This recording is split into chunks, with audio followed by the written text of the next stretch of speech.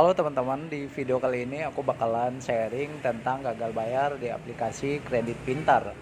Jadi ada beberapa pertanyaan dari teman subscriber yang bertanya di Instagram tentang risiko apa saja yang bakalan diterima jika belum bisa membayar di aplikasi Kredit Pintar. Dan debt collector lapangannya ke rumah datangnya berapa hari telatnya.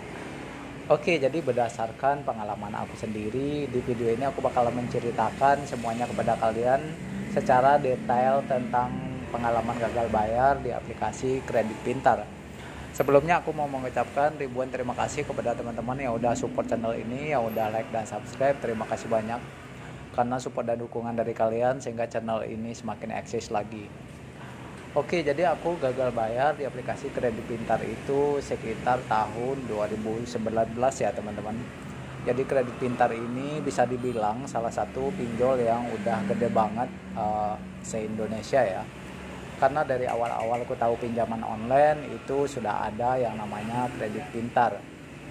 Jadi aku pertama sering banget ya bayar terus ya kan, sampai limitnya juga gede banget.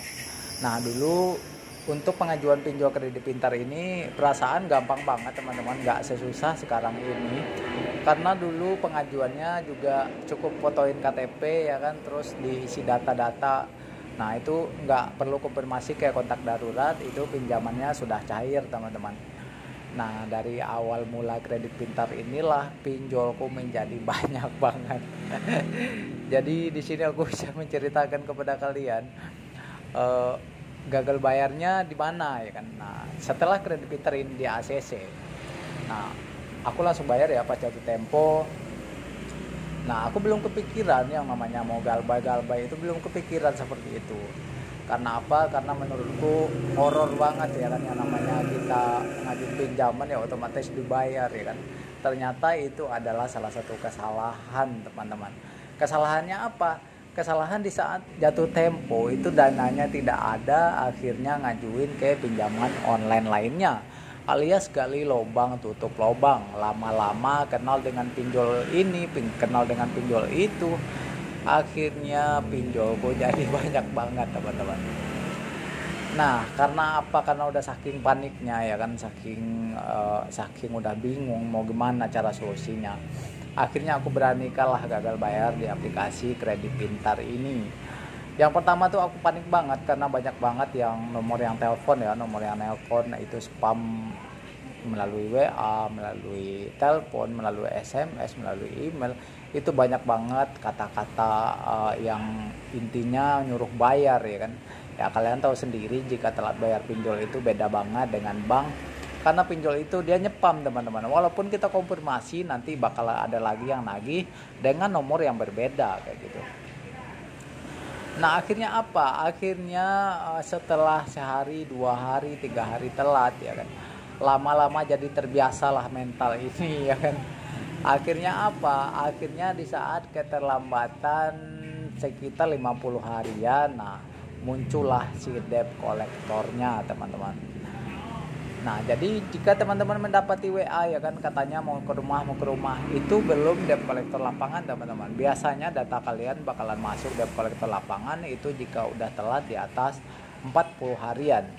Jadi jarang banget di saat kalian galbay sebulan itu udah didatangin sama debt collectornya. Nah akhirnya apa? Setelah aku didatangi sama debt collectornya, aku tidak janji bayar. Karena apa? Karena jika janji bayar aku udah tahu itu jadi bahan penekanan dia untuk selalu nagih ya kan. Akhirnya apa? Akhirnya deal-dealan lah, di nego bayar pokoknya saja. Nah itu pun bayarnya juga nyicil teman-teman. Nah jadi begitulah kira-kira ya, karena resiko gagal bayar di aplikasi Kredit Pintar ini. Untuk Slick OJK sepertinya pinjamannya belum masuk menurutku belum masuk. Karena aku cek dulu-dulunya ya, dulu pas galbay 2019 itu aku cek namaku belum masuk dalam Slick OJK teman-teman. Nah jadi debt kolektornya datang ke rumah itu di saat sudah 40 hari lebih lewat ya teman-teman, atau 45 harian. Nah mungkin begitu juga yang dapat informasi yang aku dapatkan tentang sharing-sharing gagal bayar di aplikasi Kredit Pintar ini. Jadi buat kalian yang bertanya ada debt kolektornya atau enggak, sekarang sudah ada debt collectornya teman-teman.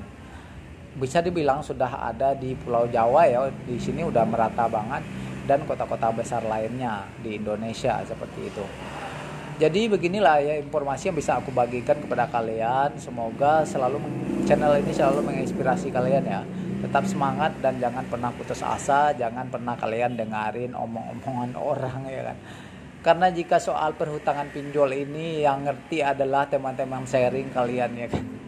Karena jika kita sharing sama orang ya otomatis tahunya bayar ya kan. Padahal dia nggak tahu pusingnya nyari bayar itu dari mana seperti itu. Jadi beginilah informasi yang bisa aku bagikan kepada kalian. Semoga bermanfaat. Tetap selalu support channel ini dan sampai jumpa.